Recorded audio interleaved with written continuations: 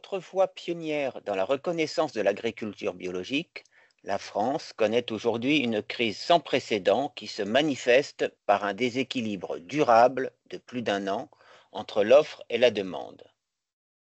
Elle reste à ce jour le premier pays européen en termes de surface et le troisième marché biologique mondial derrière les États-Unis et l'Allemagne. Cette crise aurait-elle été prévisible et quels seraient les leviers à actionner pour tenter de la juguler? Le point avec Magali Cato, chargée d'études filière biologique au service études économiques et prospectives de Chambre d'agriculture France.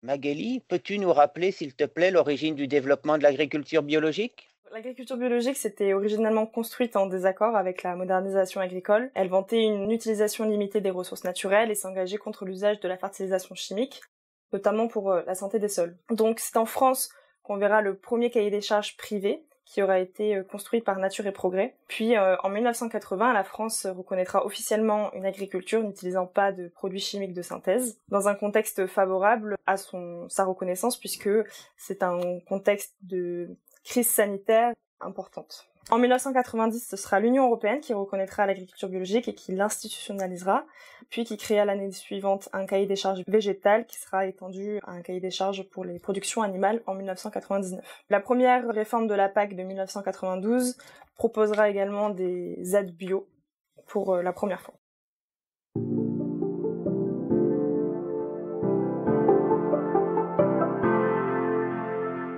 Comment se répartissent en France les aides concernant l'agriculture biologique et comment les surfaces bio ont-elles évolué au cours du temps? Alors en France, les aides bio se concentrent particulièrement sur les aides à la conversion. Ces aides ont permis de passer de 1,08 million d'hectares en 2014 à 2,8 millions d'hectares en 2022. Et puis le Pacte vert, donc le programme européen, avait fixé 25% de surface bio pour 2030 dans l'Union européenne. Et enfin, la loi Egalim avait fixé premièrement des plans de filière pour les interprofessions qui devaient proposer des objectifs de montée de gamme, notamment en bio, et la loi Egalim 2 qui avait fixé 20% de bio dans la restauration collective. Et puis à cela, on peut aussi ajouter les aides à la structuration de filière, le crédit d'impôt valorisé en bio, etc.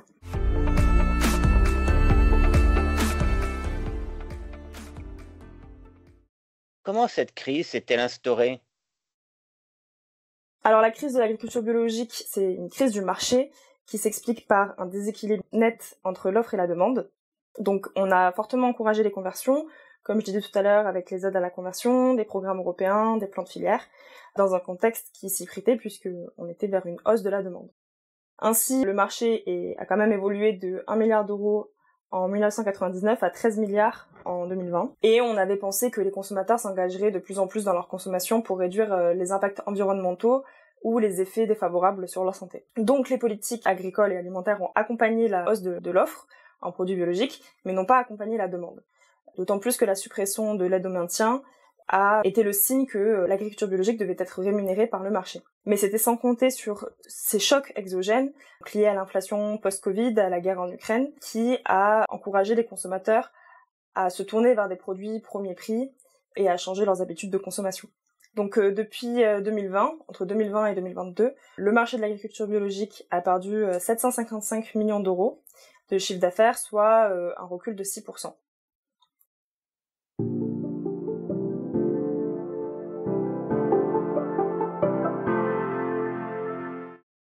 Quel impact la diminution de la consommation entraîne-t-elle sur la production en agriculture biologique? Tous les produits sont concernés, sauf les boissons alcoolisées.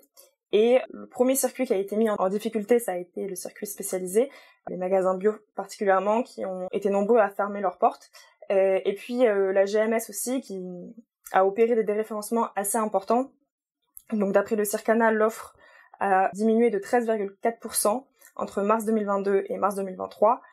Et ces déréférencements ont eu des répercussions importantes dans la baisse des achats, et notamment en 2023, puisque c'est le circuit où on remarque le plus de diminution de vente. Enfin, la vente directe, elle, reste dynamique et n'a jamais vraiment connu de recul des achats. Alors, cette crise du marché entraîne une contraction des débouchés, Donc à travers la régulation de production, des refus de nouveaux contrats bio, des déconversions ou des déclassements par exemple vers le label rouge qui n'accepte plus de nouveaux contrats et qui ne récupère que les anciens contrats bio. Alors pour citer l'exemple du lait de vache, les plans de filière avaient encouragé un doublement de la production pour 2022, ce qui avait eu lieu. Mais en 2021 déjà, on connaissait des déclassements importants qui ont atteint 40% environ en 2022 et en 2023. Le prix du lait bio, lui, avait très peu augmenté, plus 7% entre octobre 2021 et octobre 2023, ce qui avait fait donc que l'écart de prix entre le lait bio et le lait conventionnel était en moyenne à 44 € les millilitres en 2022. Alors que selon l'IDEL, il faudrait un écart entre 100 et 120 € les millilitres pour compenser les coûts de production plus élevés en bio. Et enfin, les achats de produits laitiers bio en grande surface ont diminué de 23% en volume entre 2019 et 2023.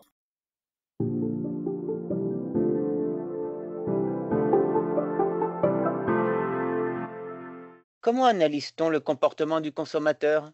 Premièrement, ce qui a été beaucoup communiqué sur la crise, ça a été la raison du prix, puisqu'en effet, les produits biologiques sont en effet beaucoup plus chers, et ça reste le premier frein à l'achat.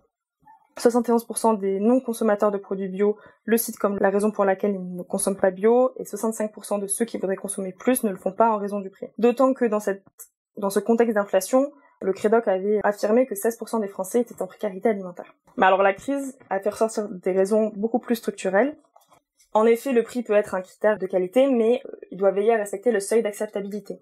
Donc en fait, les prix élevés peuvent entraîner une méfiance. Alors déjà, l'engagement des grands groupes agroalimentaires classiques sur le marché bio a pu certainement encourager les consommateurs à penser que le bio n'était que du marketing. En tout cas, ils sont plus de 60% à le déclarer.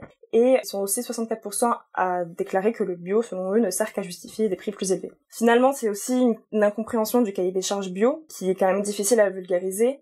57% des Français éprouvent des doutes quant au fait qu'un produit bio soit réellement bio, et 59% trouvent anormal que le bio soit plus cher que les produits conventionnels. Alors il y a aussi des concurrences avec d'autres formes de bien manger, notamment la question du plaisir et du goût qui n'est pas intégrée dans le cahier des charges bio.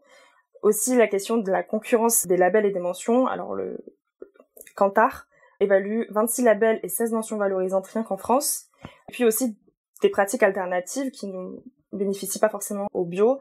Par exemple, sur les questions d'approvisionnement, les consommateurs qui vont se tourner davantage vers la vente directe, des produits locaux, en AMAP ou dans des magasins coopératifs, ou alors des régimes divers et variés, donc réduction de la consommation de viande, consommation d'aliments bruts et non transformés. Enfin, l'agriculture biologique souffre surtout d'une image élitiste qui a participé à créer une rupture entre les bons consommateurs qui auraient une consommation éthique et les non-consommateurs. Donc le marché bio fonctionne notamment sur des injonctions et sur l'engagement des consommateurs, qui est présenté comme une variable d'ajustement des politiques alimentaires et qui déresponsabilise les acteurs privés, du type les agroalimentaires et la distribution, et également les acteurs publics.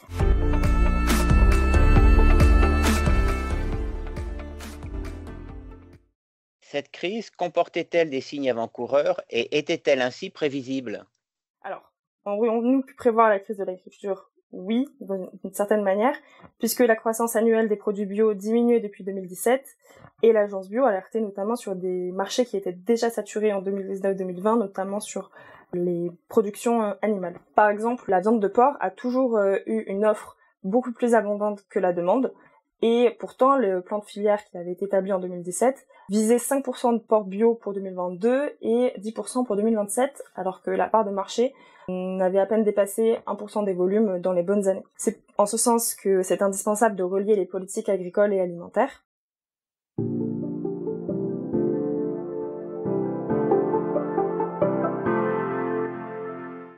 Quel levier pourrait-il être actionné pour sortir de cette crise impactante ?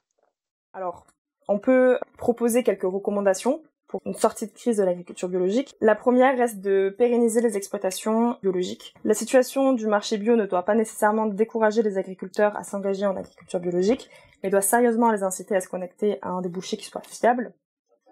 Donc la sortie de crise de l'agriculture biologique nécessite un engagement fort, multi-acteurs, donc notamment à travers un contrôle des prix, sur la répartition de la valeur dans les différents maillons de la filière, un engagement de la distribution en faveur des produits biologiques, puisque comme je l'ai dit, la grande distribution a fortement déréférencé les produits bio.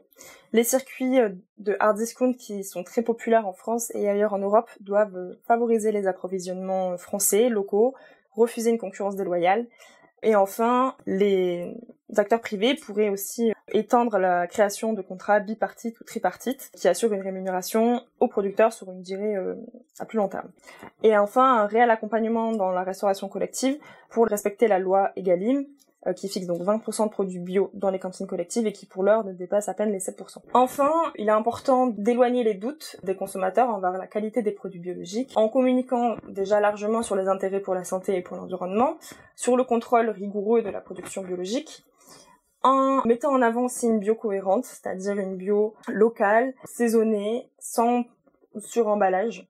Et enfin, cela est très important, c'est relier les politiques agricoles et les politiques alimentaires afin que la production retrouve une demande. Alors cela peut se faire à travers notamment un accompagnement des changements de comportement alimentaire, à travers donc des dispositifs d'éducation alimentaire et nutritionnelle, puisqu'en effet la variable éducative est celle qui a un réel impact sur les choix alimentaires, puisque les consommateurs réguliers de produits bio ont généralement un niveau d'études élevé. Et puis enfin, la question de la déconnexion qui s'est opérée entre les producteurs et les consommateurs est symptomatique de la méconnaissance des citoyens. Et en ce sens, il faudrait peut-être penser à relier la consommation à la production, les consommateurs aux producteurs. Pour en savoir plus, vous pouvez consulter la publication Analyse et perspectives du mois de mai 2024 sur le site internet des chambres d'agriculture.